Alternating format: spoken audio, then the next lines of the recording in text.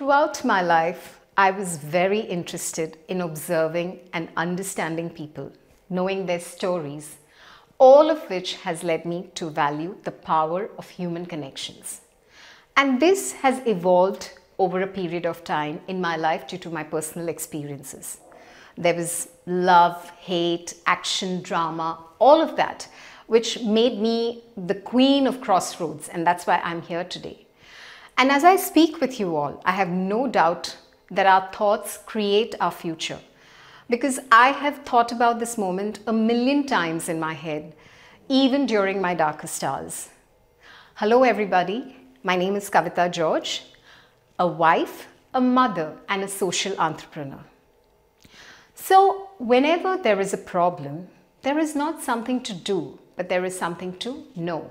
And to illuminate this path of knowing, all we need is a lamp to light our way forward. But remember, this lamp comes in different shapes and forms. And to me, this came in the way of my crossroads. And I traveled the path which I would have never dreamt of. My story is my journey through these crossroads in 3 different phases of my life: as a daughter, as a wife, and as a mother. Growing up years were very easy, and my parents were very kind and hospitable people, very sensitive to other people's needs. But I realized that they had no aspirations for me. Since I was a girl coming from a conventional background, there was never an expectation to go outside and work. And that was the beginning of my inability to say a no. And this is what led me to my crossroad. So as a dutiful daughter, when they expressed the desire that I get married to a boy of their choice, just 20 days before my graduation exam, I said a yes.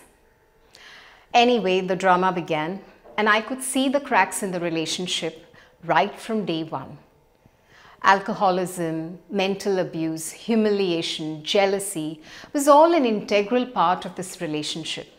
And despite putting in genuine efforts to make this happen, it was difficult. I was confused, I was heartbroken, and I sought help. And there I decided to walk away and feel alive. Now, this was a very tough decision for me to take as a young girl. There was social discrimination, there was a stigma attached to it, parents' disappointment, all of that. But I wanted my freedom and my peace, and that is what I chose. So what is this teaching me? I learned that never to beg for any relationship. Where there is no respect, there is no love. Where there is no love, there is no trust. And where there is no trust, there is no reason to continue. So through all of this, one of my biggest coping mechanisms has been to immerse myself totally in the work that I do. I have been fortunate to be in multiple sectors, and all of which happened to be a new sector for me. And this was my real-time classroom where I could study and take my career ahead. I have always wanted to study further, but never could. And therefore, these were all opportunities for me to grow as an individual. I also learned that age is never a barrier and classroom is not a necessity for educating ourselves. So that is how I went on with my corporate life, which lasted 15 years, and I ended up heading multiple teams across the country. What this taught me was to work hard, nurture a good attitude, and be grateful for the opportunities. Whatever we give out, we get back. On the personal front, I now know that all what I went through was actually preparing me to love and accept my husband, the man meant for me. When I met him, getting into a relationship was the last thing on my mind. But I guess these things happen best when you're not looking for it.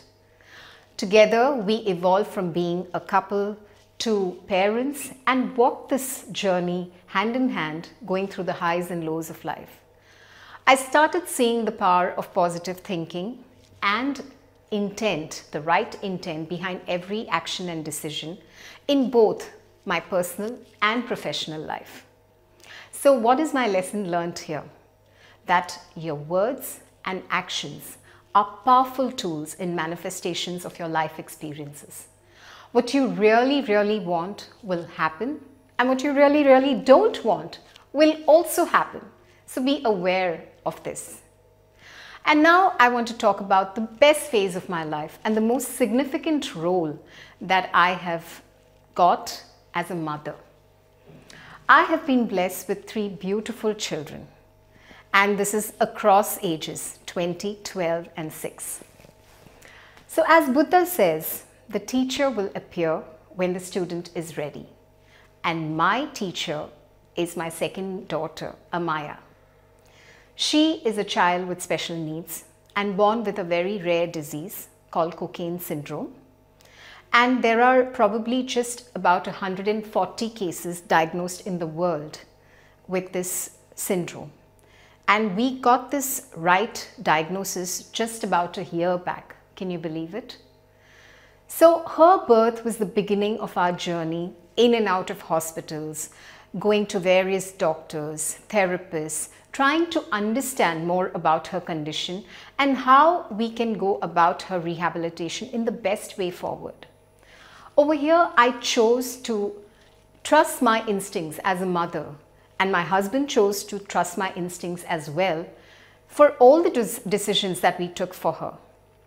And we believe that nobody knows our child better than us, but all we needed was the wisdom and knowledge to take the right decisions at the right time. So to get sanity and control over the situation, my first step was to educate myself. And it is during this time I actually saw my desire to study further manifest in my life. Anyways, when I dived deep into this sector, studying, probing, understanding, doing my research, I realized that in India, special needs sector is still pretty much disorganized. There was very less accountability taken by most professionals, and they all worked in silos. The parents were clueless, helpless. They didn't know where to start from, which is the doctor to go to, and most often the intervention is delayed due to this lack of understanding and awareness. And I also think that many a times parents are in denial, and they go in the hope that everything will be fine and a miracle will happen. And there are lots of unwarranted advice coming from neighbors, friends, cousins, because they have absolutely no clue of the matter. Every child is different, every medical diagnosis is different, and therefore the intervention is different. And that has been my biggest learning, and that is what I've always wanted to share. So all through this, I kept educating myself, understanding best practices, and doing everything possible that I could do for Amaya, my daughter. And of course, we were not devoid of our share of confusion, apprehension, anxiousness, and we always resorted to prayers in such situations. All through this, I had multiple priests telling me that I should pray for other children with special needs all throughout the world, which I did. But something in my heart stirred a huge emotion. And I said, why only pray? Why don't I do something for them? And I was convinced, both my heart and my mind told me that I have been blessed with my daughter Amaya for a larger purpose. And that was the beginning of my journey as a social entrepreneur. Communicare Education and Training, which is a part of Council for Diversibility, was born in the year 2013. And we initially started as a training institute, and we imparted training programs to parents, educators, and caregivers.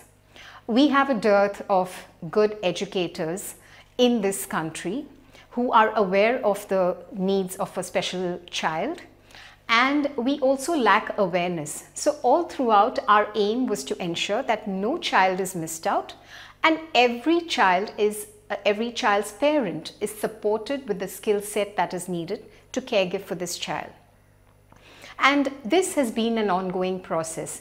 And while I conducted various workshops, seminars, I continued my discussions and my talks with multiple parents to understand deeper what are their challenges, what are their concerns, what are their coping mechanisms, and where is it that they lack support because they lack moral, financial, emotional support in their lives.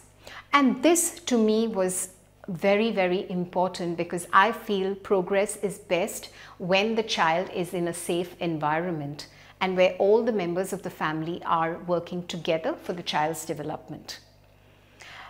Along the way, there were a lot of requests for us to start intervention for children, and that was always something which I have wanted to do. And I slowly again started understanding the huge roadblock the parents had when they wanted to admit a child in the school. Inclusive education is still a distant dream for us because our schools are still not prepared with the resources or the infrastructure to meaningfully integrate and include a child with special needs.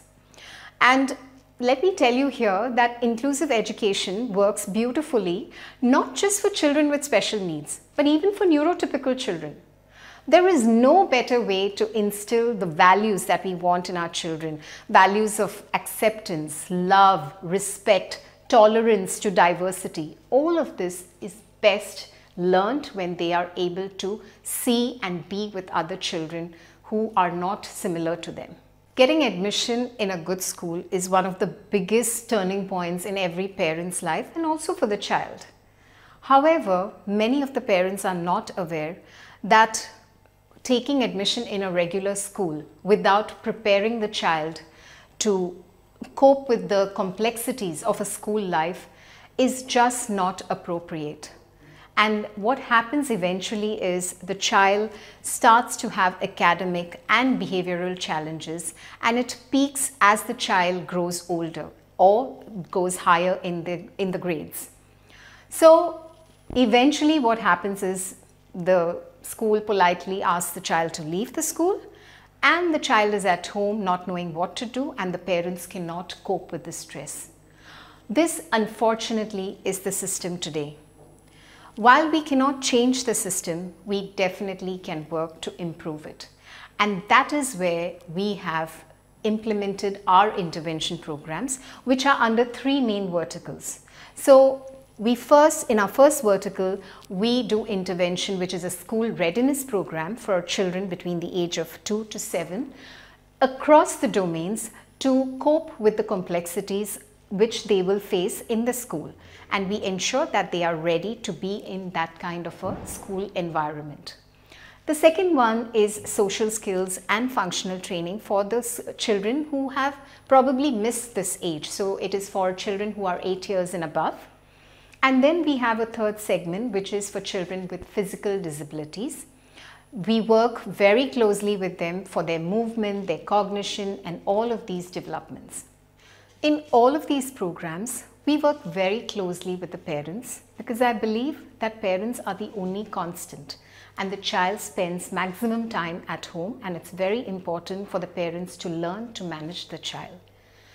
I also feel, being a mother and a professional, I was able to translate my pain points into the areas of work at Communicare.